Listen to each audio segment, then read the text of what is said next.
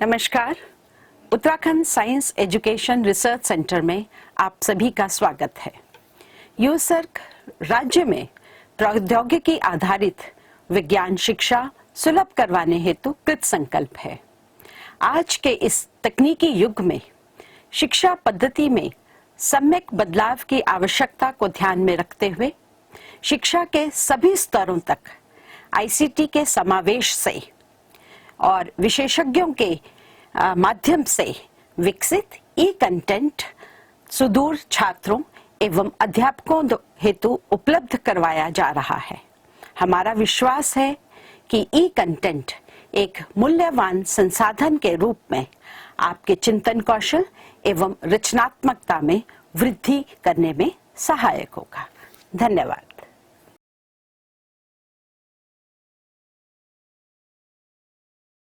आज हम डिस्कस करेंगे कुछ बहुत ही इम्पोर्टेंट क्वेश्चंस जो कि हमारे पेपर में पूछे जा सकते हैं, और क्योंकि हम अपना 6th चैप्टर यानी कि ऊष्मागतिकी या फिर थर्मोडायनेमिक्स पढ़ चुके हैं, तो थोड़ी बहुत प्रैक्टिस और थोड़ा बहुत रिवीजन इन क्वेश्चंस के थ्रू हम कर सकते हैं। देखिए, इसमें जो फर्स्ट क्वेश्चन है वो है कि एक प्रक्रम या फिर किसी एक प्रोसेस में निकाय यानी कि सिस्टम द्वारा 701 जूल ऊष्मा अवशोषित होती है एवं 394 जूल कार्य किया जाता है। इस प्रक्रम में आंतरिक ऊर्जा को क्या कहते हैं? Internal energy. इसमें कितना परिवर्तन होगा? अब अगर मैं आपसे पूछूं कि आंतरिक ऊर्जा में परिवर्तन को किसके द्वारा शो किया जाता है, तो आप बता सकते हैं? आप बता पाएंगे क्योंकि आपको मालूम है कि आंतरिक ऊर्जा को हम रिप्रेजेंट करते हैं U से, तो आंतरिक ऊर्जा में परिवर्तन को हम शो करेंगे डेल्टा U से। ठीक है, अब देख लीजिए सबसे पहले क्वेश्चन में क्या क्या गिवन है और उसको सबसे पहले नोट कर लेते हैं। तो देखिए, सबसे पहले क्वेश्चन में क्या दिया गया है? निकाय द्वारा अवशोषित ऊष्मा। तो आप क्या लिख सकते हैं कि निकाय ने कितनी ऊर्जा अवशोषित की है या फिर ऊष्मा अवशोषित की है। तो हम इसे लिख लेते हैं निकाय द्वारा अवशोषित ऊष्मा, और इसे हम लोग किस से डिनोट कर सकते हैं, किस सिंबल से इसको रिप्रेजेंट करेंगे? तो अभी तक हम इस पूरे चैप्टर में ये ध्यान से पढ़ते हुए आ रहे हैं कि इसे हम रिप्रेजेंट करते हैं Q से, और ये बराबर किसके दिया गया है? 701 जूल के। ठीक है, नेक्स्ट इसमें क्या दिया गया है? कार्य कितना? 394 जूल। लेकिन ये इतना सिंपल नहीं है जितना सिंपल नजर आ रहा है, तो इस क्वेश्चन को और अच्छे से समझिए। देखिए, इस प्रक्रम में निकाय द्वारा, तो सबसे इम्पोर्टेंट बात हमें यहाँ पर यही रखनी है ध्यान में कि ये जो कार्य किया जा रहा है ये निकाय द्वारा किया जा रहा है, और हमने चैप्टर पढ़ते हुए इस चीज को बहुत अच्छे से समझा था कि जब कार्य निकाय के द्वारा किया जाता है तो उसके लिए जो हम साइन लेते हैं या चिन्ह लेते हैं उसे किस में लेते हैं? माइनस में लेते हैं। ठीक है, और जब निकाय के लिए या फिर निकाय पर कार्य किया जा रहा होगा तब जो W होता है या फिर वर्क होता है उसे हम किस में लेते हैं? उसे हम पॉजिटिव लेते हैं या फिर धनात्मक लेते हैं। ठीक है, तो यहाँ पर निकाय द्वारा कार्य किया जा रहा है तो हम जो W है उसे क्या लेंगे? माइनस में लेंगे या फिर नेगेटिव लेंगे, और वो कितना हो जाएगा? -394 जूल। ठीक है, तो इसको भी हमने नोट कर लिया। अब देखिए, अब हमारे लिए बहुत ही इजी होने वाला है अगर हमें फॉर्मूला मालूम है तो हमसे क्या पूछा गया है कि इस प्रक्रम में आंतरिक ऊर्जा में कितना परिवर्तन होगा। तो हम लिख सकते हैं कि इसलिए आंतरिक ऊर्जा में परिवर्तन बराबर किसके हो जाएगा? इस फॉर्मूले को याद करने की कोशिश कीजिए। हम लोगों ने चैप्टर पढ़ते हुए इस फॉर्मूले पर बात की थी, डिस्कशन किया था। ठीक है, तो सबसे पहली बात, आंतरिक ऊर्जा में परिवर्तन या फिर चेंज इन इंटरनल एनर्जी, इसे डिनोट किया जाता है डेल्टा U से, और ये बराबर किसके हो जाएगा? Q प्लस W के होता है ना। तो यहाँ पर क्योंकि W किस में है? माइनस में है, तो ये क्या हो जाएगा? Q minus W। अब यहाँ पर इनकी वैल्यूज पुट कर देनी है और आंसर हमारे पास होगा। तो Q का मान कितना दिया है? 701 जूल। तो यहाँ पर लिख लीजिए 701 जूल माइनस W यानी कि वर्क डन, इसका मान कितना है 394 जूल। ठीक है, अब हमें यहाँ पर बार बार माइनस यूज करने की जरूरत नहीं है क्योंकि हमने ऑलरेडी यहाँ पर यूज कर लिया है।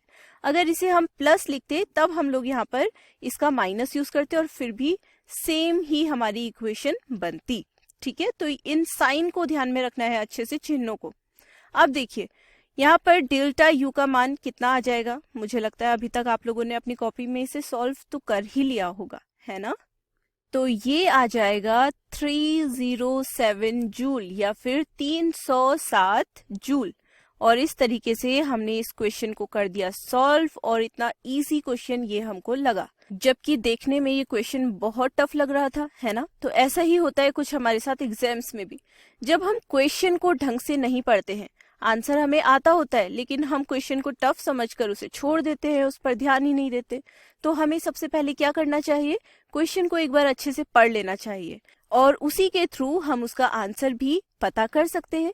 और जो भी चीजें हम लोगों ने पढ़ी होती हैं वो हमें याद आ ही जाती हैं अगर हम थोड़ा उसे सोचने की कोशिश करें। ठीक है, तो ये हो गया हमारा फर्स्ट क्वेश्चन। नेक्स्ट क्वेश्चन देखते हैं। तो अगला प्रश्न है कि एक विलगित निकाय यानी कि एक आइसोलेटेड सिस्टम है, उसके लिए डेल्टा यू या फिर चेंज इन इंटरनल एनर्जी का मान 0 है या फिर 0 है। इसके लिए डेल्टा एस क्या होगा। तो इसके लिए सबसे पहले हमें ये मालूम होना चाहिए कि जो क्वेश्चन में पूछा गया है डेल्टा एस, ये डेल्टा एस होता क्या है, किसे रिप्रेजेंट कर रहा है ये डेल्टा एस। तो आप लोगों को याद होना चाहिए कि जो डेल्टा एस है वो बता रहा है एंट्रोपी में परिवर्तन को, क्योंकि हमने बात की थी कि जो एस होता है वो डिनोट करता है एंट्रोपी को। ठीक है, और एंट्रोपी क्या होती है, किसी भी सिस्टम या निकाय में अव्यवस्था की माप को ही क्या बोला जाता है, एंट्रोपी बोला जाता है। तो यहाँ पर डेल्टा एस क्या बता रहा है, एंट्रोपी में परिवर्तन को बता रहा है। अब चलते हैं अपने क्वेश्चन की तरफ कि डेल्टा यू का मान है 0 और कैसा सिस्टम है, आइसोलेटेड सिस्टम है यानी कि विलगित निकाय है। अब इसको सॉल्व करना शुरू करते हैं। देखिए किसी भी विलगित निकाय या फिर आइसोलेटेड सिस्टम के लिए जो इंटरनल एनर्जी में परिवर्तन होता है या फिर डेल्टा यू का मान होता है वो होता है 0। और ऐसा क्यों होता है, तो ऐसा इसलिए होता है क्योंकि यह अपने परिवेश यानी कि अपने सराउंडिंग के साथ में क्या नहीं कर पाता है, ऊर्जा का विनिमय नहीं कर पाता है ना। तो हम लोग क्या बोल सकते हैं कि जो आइसोलेटेड सिस्टम है वहां पर जो डेल्टा यू का मान है वो 0 इसीलिए होता है क्योंकि इस टाइप का सिस्टम अपने सराउंडिंग के साथ में एक्सचेंज नहीं कर पाता है क्या, एनर्जी। ठीक है, तो हम क्या लिख सकते हैं, यह परिवेश के साथ ऊर्जा का विनिमय नहीं कर पाता है। ठीक है, तो इतनी बात हम लोगों को ध्यान में रखनी है और हमेशा याद भी रखनी है।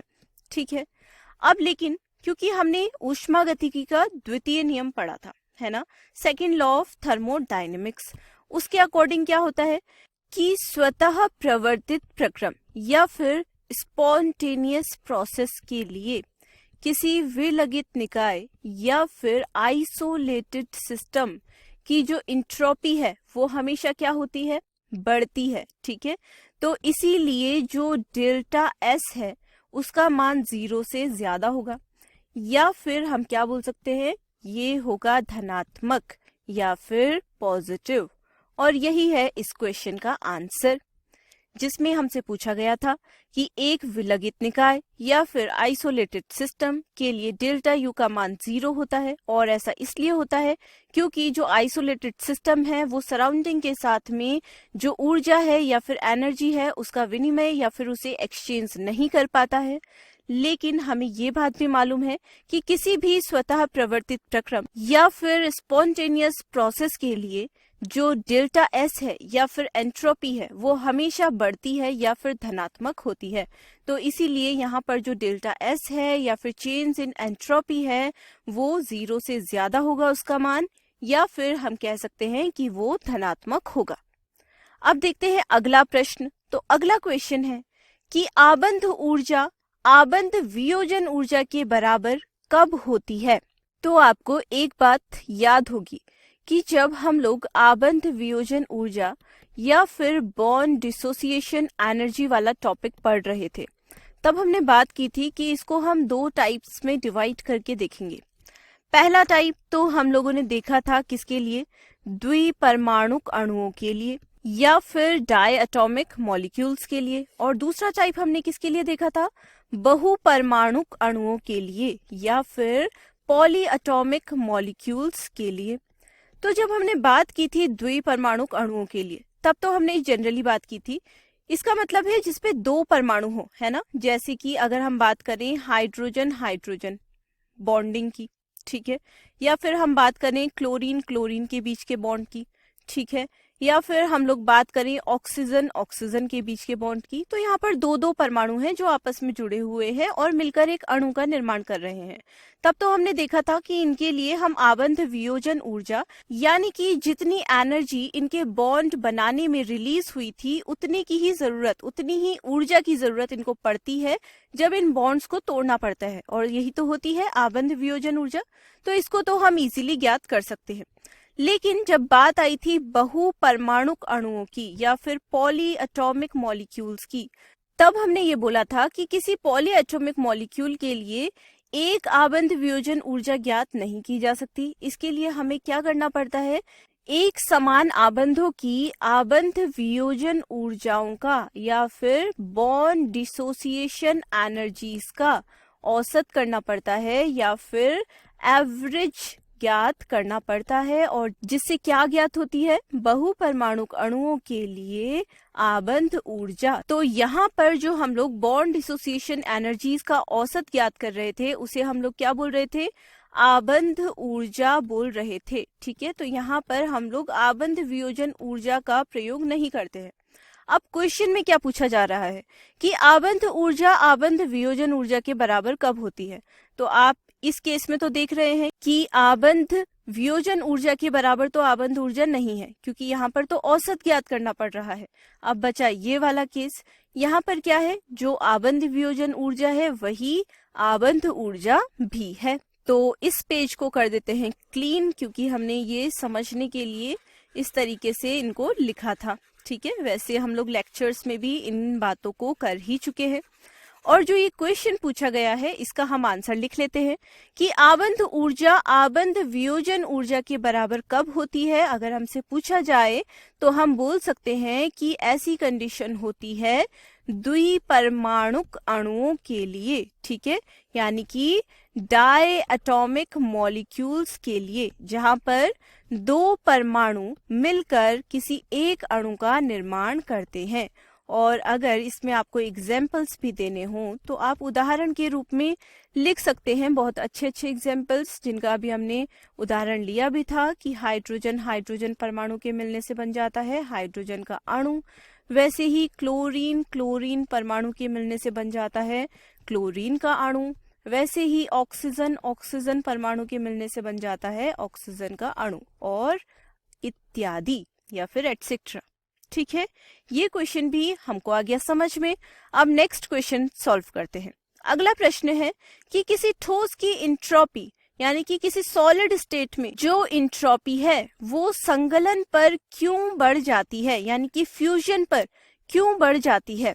अब देखिए यहाँ पर क्वेश्चन को ही समझना है हमने सबसे पहले कि किसी ठोस की इंट्रोपी संगलन यानी कि फ्यूजन पर क्यों बढ़ जाती है। अब इसके लिए हमें ये पता होना चाहिए कि कोई पदार्थ अगर ठोस अवस्था में है तो उसके संगलन का क्या मतलब है। संगलन का ये मतलब है गलाना किसी चीज को, और संगलन यानी कि पिघलने पर ठोस किस में परिवर्तित हो जाता है, द्रव अवस्था में या फिर लिक्विड स्टेट में बदल जाता है। अब हमें पता है कि जो इंट्रोपी होती है वो कैसे डिफाइन की जाती है। तो इंट्रोपी को बोला जाता है किसी निकाय की अव्यवस्था की माप, यानी कि कोई निकाय जितना ज्यादा अव्यवस्थित होगा, ठीक है, तो वो इंट्रोपी उतनी ही ज्यादा रखेगा, ठीक है। तो हम लोगों ने इसको डिफाइन करते हुए लिख लिया है कि किसी निकाय या फिर किसी सिस्टम की अव्यवस्था की माप ही उसकी इंट्रोपी कहलाती है।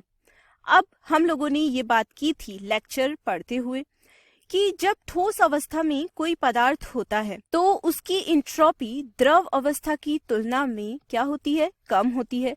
क्योंकि जब कोई पदार्थ ठोस अवस्था में होता है तो उसमें उपस्थित जो कण होते हैं वो काफी व्यवस्थित रहते हैं, ठीक है, और आपस में इस प्रकार से एकदम रेगुलर स्ट्रक्चर में चिपके हुए होते हैं।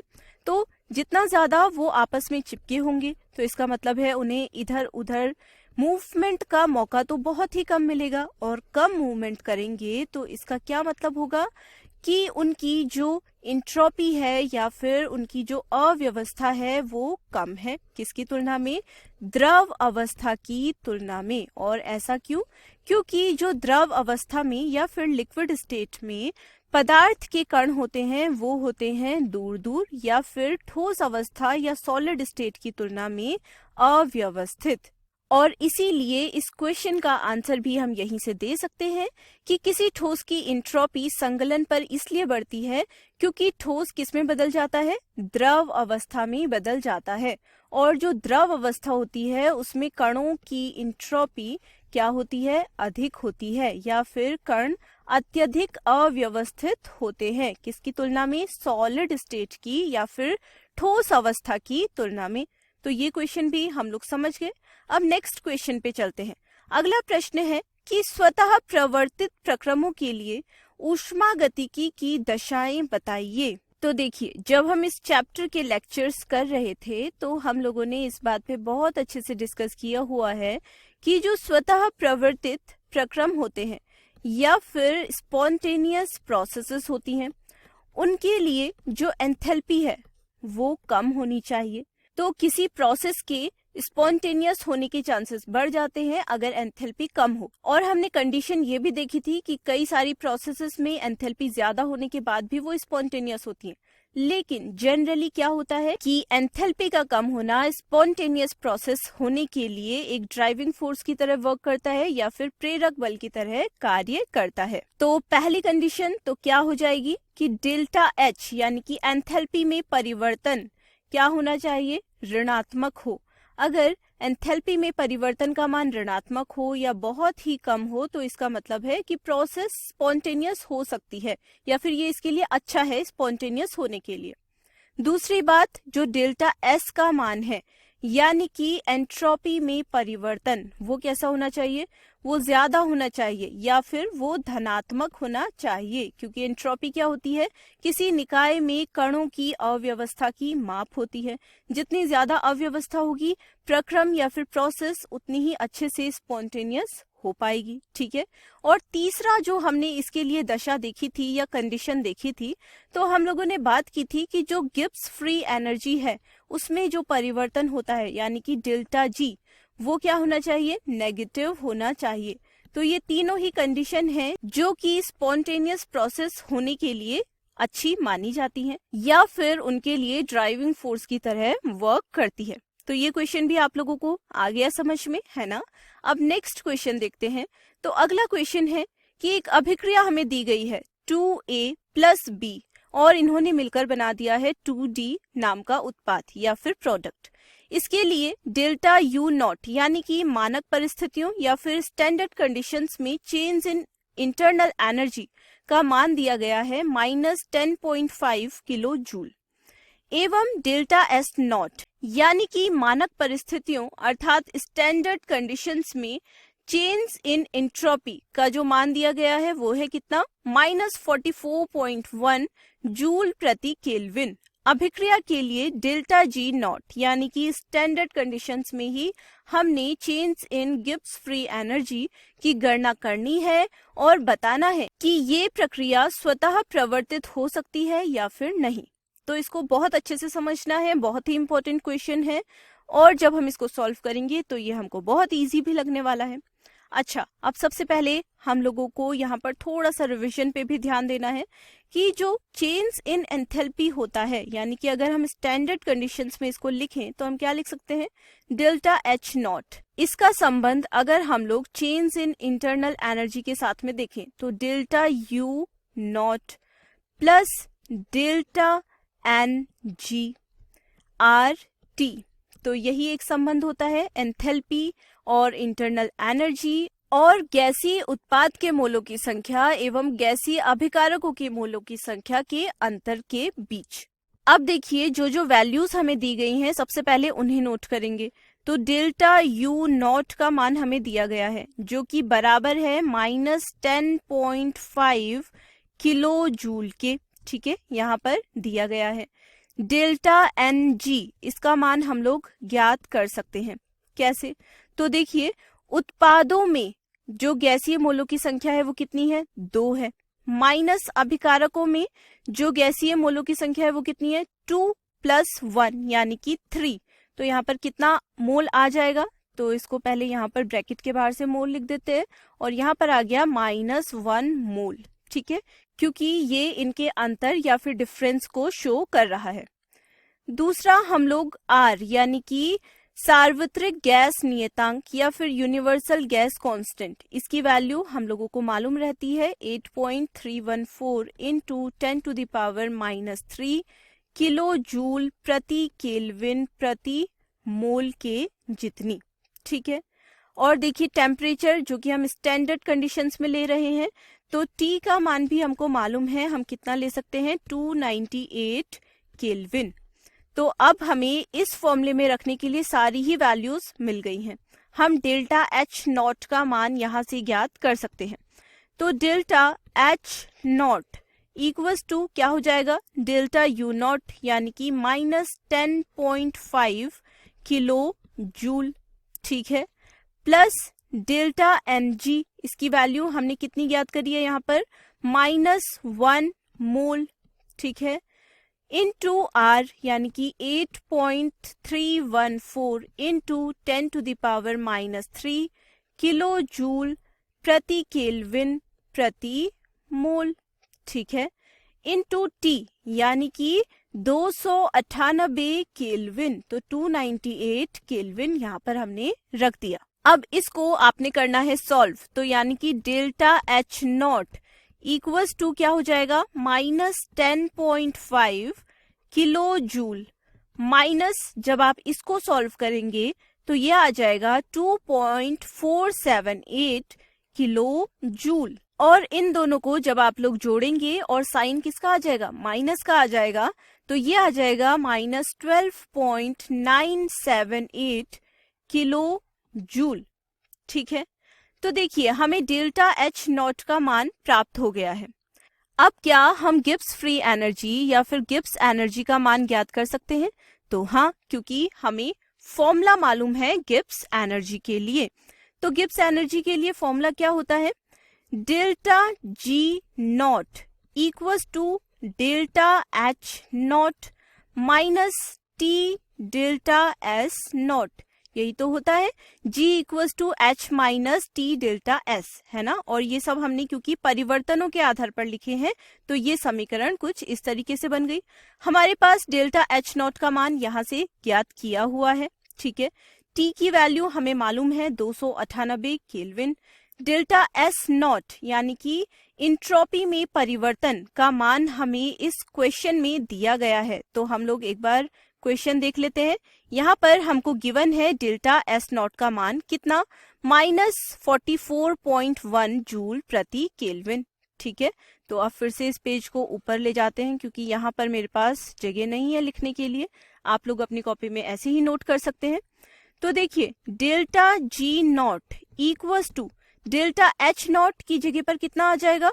-12.978 किलो जूल, ठीक है। तो ये हमने कुछ इस तरीके से लिख दिया। माइनस टी यानी कि 298 केल्विन, ठीक है, इनटू डेल्टा एस नॉट यानी कि -0.044 किलो जूल प्रति केल्विन। हमें मान दिया गया था जूल प्रति केल्विन में, जिसे हमने क्या किया 1000 से डिवाइड करके किलो जूल प्रति केल्विन में चेंज कर लिया क्योंकि यहाँ सारे मात्रक किलो जूल में दिए गए हैं इसीलिए, ठीक है। तो अब देखिए delta G not equals to क्या हो जाएगा? ये हो गया -12.978 किलो जूल प्लस यहां से जब हम इसको मल्टीप्लाई कर देंगे तो ये प्लस में आ जाएगा, ठीक है। माइनस माइनस प्लस हो गया और ये आ जाएगा 13.112 किलो जूल। अब इनको आपने क्या करना है, सिंप्लीफाई करना है, ठीक है, इसमें से इसे माइनस कर देना है, तो ये आ जाएगा 0.134 किलो जूल, ठीक है। अब आपको इस क्वेश्चन में पूछा गया था कि क्या ये जो प्रोसेस हमें दी गई है या फिर जो ये अभिक्रिया दी गई है ये स्वतः प्रवर्तित है यानी कि स्पॉन्टेनियस है या फिर नॉन स्पॉन्टेनियस है। और हमें जो ये डेल्टा जी नॉट का मान प्राप्त हुआ है वो हुआ है प्लस में यानी कि पॉजिटिव। अब हमें मालूम है कि डेल्टा जी नॉट नेगेटिव होना चाहिए अगर प्रोसेस क्या हो, स्वतः प्रवर्तित हो या फिर स्पॉन्टेनियस हो, और यहाँ पर जो डेल्टा जी का मान है वो क्या है, पॉजिटिव है। तो ये प्रोसेस कैसी हो जाएगी, ये प्रक्रिया हो जाएगी अस्वतः प्रवर्तित, यानी कि इसको हम बोल सकते हैं नॉन स्पॉन्टेनियस प्रोसेस, ठीक है, क्योंकि यहाँ पर जो गिब्स फ्री एनर्जी में परिवर्तन है उसका मान आ रहा है पॉजिटिव यानी कि धनात्मक। तो ये था आज के लेक्चर का लास्ट क्वेश्चन। इन क्वेश्चंस की खूब सारी आप प्रैक्टिस कीजिए, कुछ क्वेश्चंस और अपनी बुक्स में से ले लीजिए जो कि इससे मिलते जुलते हों, या फिर कुछ नए क्वेश्चंस भी आपको मिले तो उनको सॉल्व कीजिए। जितनी ज्यादा प्रैक्टिस करेंगे उतना अच्छा परफॉर्म आप कर पाएंगे एग्जाम्स में, ठीक है। तो खूब सारा रिवीजन करते रहिए और प्रैक्टिस करते रहिए।